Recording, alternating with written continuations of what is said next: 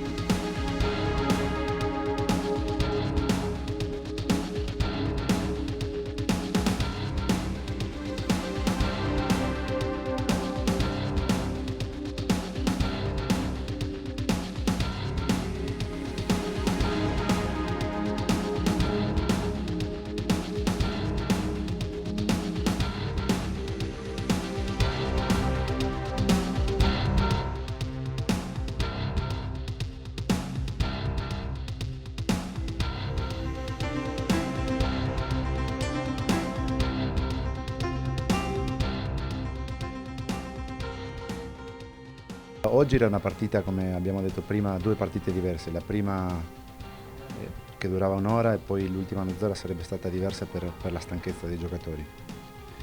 L'importante era non commettere errori nella prima ora di gioco e poi cercare di fare l'ultima mezz'ora con gente fresca.